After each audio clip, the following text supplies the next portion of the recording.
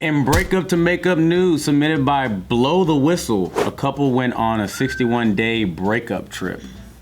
Those are 2 songs. Breakup trip? What's a breakup trip? These are the people that weird me out. They're the people who are like, we're really cool actually, like a little too much. And they like, wait, they don't work? Because 61 days for a vacation just to spend doing jack shit, that's a lot of fucking money. Who came up with 61? Yeah, that's a weird number. Maybe they just counted how long it took for them to be on vacation?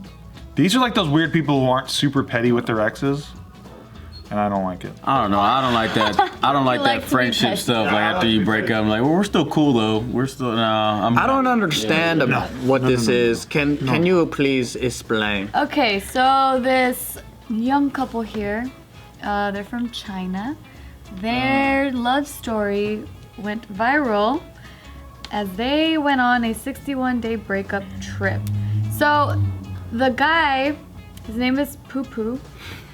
How would you pronounce it in P-U-P-U? Poo-poo. Poo-poo, yeah. It's gonna be Pupu. Is that a Chinese name? I don't know, I guess it is. Is it Poo-poo? I don't know. That's a name that just gives joy to the world. It does, it does. And then the woman, her name is Peepee? Please. They're meant to be together. Joy? J-U-E. Yeah, it's pronounced Peepee. Call her Peepee. I like Peepee. All right, so this couple, they met when they were studying together. I mean, they were studying in college and... Kaka? Oh. And Kaka College? They're in Kaka College. Kaka University. So then after graduation, Pupu returned to his hometown to be a teacher, and then Peepee stayed in the city to work as a comic artist. Oh, cool. Oh, shit. So they had this long distance relationship, but eventually, which I don't know how much time went by, but they decided that it was just too hard to keep this long distance relationship going, and so they decided to go on this breakup trip to eventually break up. Oh, so it wasn't a real I fucking hate you breakup. It was more like, man, we just miss each other so much. It's too tough to like try to keep this holding on for like long distance. And I don't know how far away they lived from each other either. But anyway, they did the 61-day trip throughout China. And then they got married. So they ended up going to 9 cities, and they documented everything on Weibo. And they also had this countdown of the days that they had left and status updates. And so on the last day of the trip, they decided to stay together. No shit. Yeah, they did the one thing they needed to do to be together. Spend time. Spend time together. That's what everyone's connect saying. together. Like, listen, this seems like it's all staged, because how do you have time to take a 61-day trip but not have time to see each other? Well, because now there's like something that they're risking. There's something on the line now. Huge motivation. It sounds like 2 people that are half-steppers. They're half-steppers? Yeah, they're kind of like not fully committed. Not sure, and then they can't really say what they want. So one probably thinks the other one wants to break up, so they do it first anyway, kind of stuff. Yeah, these are the photos that They just want to be together. They look like they had a lot of fun. Yeah. Damn, 61 days is a long ass time. That is a long time. It's way too long to be on vacation. And people are like, how do you have the time, how do you have the money to do this, but not to invest that into your actual relationship? So people are like, this is just all staged. And were they reminding each other like every week of like, we're still breaking up, right? You know what I'm saying? Like this is gonna be done after the 61 days, and after the last days, you know what I mean? Like, we still down for this? At the point of breaking up with someone, the last thing you want to do is go on vacation with them. Yeah. I'm like, I fucking hate you. I need a fucking trip away from this world. Well, that's with the assumption that you guys hate each other, but with this one, it just sounded like their lives were separate and they were so busy that they couldn't commit 100% to each other. So it didn't seem like they hated each other. It just seemed like they respected each other, if anything. There's nowhere I could go for 61 days without starting to hate it at some point. Like every time I'm on vacation, it goes too long. Like you get that. Oh, for sure. But there's those people that love backpacking. But what if you're city hopping? Because it's not the same city with the same thing. I just gotta be home. Yeah. They're changing cities all the time. I did a trip through Europe with Nikki where we went to a different city every 2 days, and it was just a nightmare because, like, you're traveling every 2 days, so you don't ever get to settle anywhere Oh, I see. and check it out. Like you're just. Well, they had 61 days to check out 9 cities. It sounds like they settled each city. Yeah, I would just go crazy. Yeah. Being away so- from home for 61 days, no thank you. Yeah. You like your home base, huh? I like my home too, actually. I recharge there, man. Especially now that I'm 30, I'm like, man, I just want to go home. I know what I you want to be homeless. Okay. Do you want to just travel a lot? I have responsibilities though. It's one or the other. You can't have both lives. He's thought about it, you guys. Don't try to convince him, okay? He's thought about this shit. It's crazy how the switch happens. I think about that like randomly. It's like damn, I was a kid and that was a whole different world of because I try thinking about like I get lost in my thoughts that I have now and then I go, what were the thoughts I was getting lost in as a kid? Like what were those thoughts where I'm just like, man, I wonder what's like with those thoughts that I was having as a kid that has nothing to do with responsibilities, like bills. Like, oh, like how am I gonna take care of rent? How am I gonna take care of these things? Like having a home and being an adult. You did have those responsibilities to your homies, to hanging out, to looking cool, to fitting in. Like that was your job back then. One backstrap or two. Yeah, that was a big deal, you know? Like, who am I gonna go to the dance Gotta with? figure that out. Oh, I gotta hang out with these people, because then if I kick it with these people, they're kind of lame or whatever. So which stress would you guys rather have? The stress that is like have responsibilities of being an I'd adult, rather or the be an stress adult. of like I love being an adult. Fuck yeah. I like having control of my own life. So many more Fuck doors. I want to be a kid, but with cool parents. See, I always had the shadow. I remember being a kid actually in my thoughts. I remember always wanting money. Because I remember my mom crying on the phone about money a lot. So I was always like, man, if I could just make a fucking $1 million. Like, it's kind of the same jam. that was my thing, and it turned like it really turned on me because like as a kid that was the same thing with my mom. Like my parents split.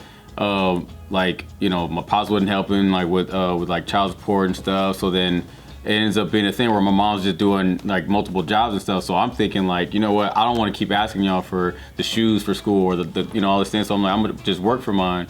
I ended up like getting like so focused on that. Like when I got my first job, I got my car myself, and I was kind of like I'm doing my own thing. But then my mom was like, are you gonna help like you know with groceries? Are you gonna help? And I didn't even think about that. I felt so bad the day I bought my car. That's why you guys don't want to be kids. I got the hundreds all across the table, like trying to be like, I'm about to get my car, you know what I mean? And my mom told my brother when I was on my way to get my car, she was like venting to my brother, like, dang, like he was so happy to have all that money and didn't want to give like $100, you know, for like groceries or this whole thing.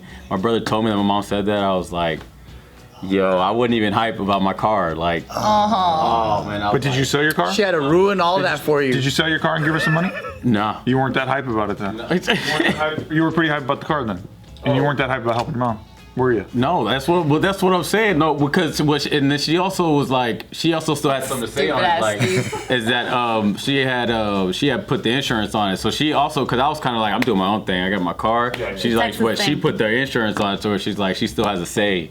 You know what I mean? So I'm like, oh, all right, well, I'm still a little bitch. What was with the child support thing? Your old man wasn't kicking in for that? Yeah, it was a rough little situation, you know what I mean? Like, you know, dealing with, like, my dad was totally, during that time, it was his first divorce, he was totally against, like, having a divorce. And the idea of child support, and I understand the perspective, he's like, I want the money to go straight to the kids. Not understanding that the money is going towards, you know, even the house or groceries, all these things, that's still going towards us. But he's be like, nah, I'll rather give this whatever out of my checks directly to my kids. You know, that was like his thing. But and so it was just I get that mentality, yeah. you know what I'm saying? See, y'all have fucked up childhoods. That's why you don't want to be a kid again. No, I had a good childhood. Yeah, I agree. You don't remember the feeling that you got at the Halloween parade in elementary school? You telling me you don't want to relive that shit? I don't remember that. That was the fucking shit. I couldn't wait to get in my costume and walk inside the Halloween parade where we all line up and walk in a fucking big loop around the track. But it's because I couldn't afford we couldn't buy the costume I wanted. See? That's why I like being an adult, so like I could buy anything I want now. I mean, I didn't never get the best costume, but I knew how to have fun, man. You still do.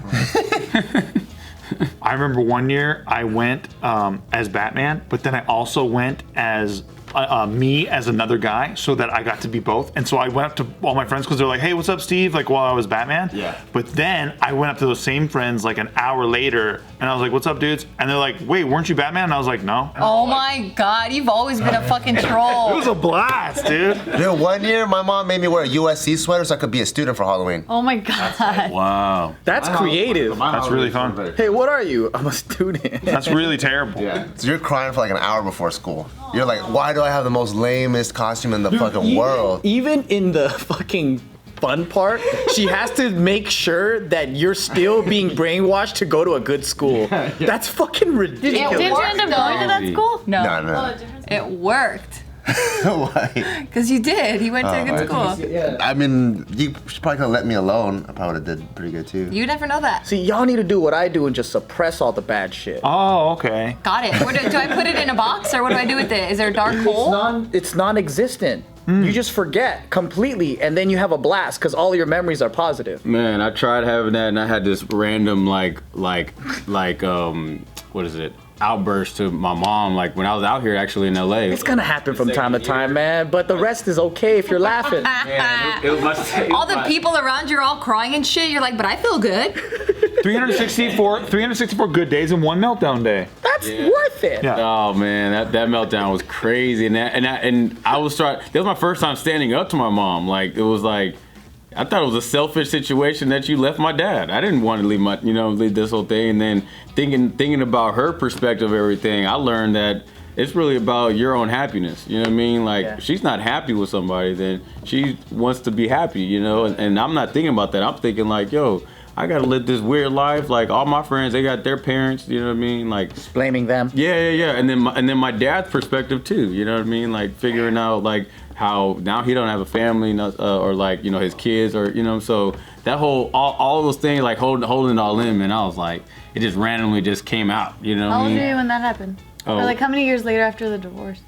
Oh, that was already like 10, 12 years. Like Oh, you're just holding on to it? Yeah, I didn't know that it was like you're saying. Like I didn't know it was something that was really bothering me. It was just like, all right, y'all arguing, y'all doing y'all's thing, and then I still do what I gotta do, and then I'm trying to pursue something. So I moved to LA. I'm always on this like I had the middle child syndrome, so I'm like You gotta prove yourself. yeah. So I was always in, but I didn't know why I had this such. See, that's why you can't make peace, or else you'll never want to be famous. That's true.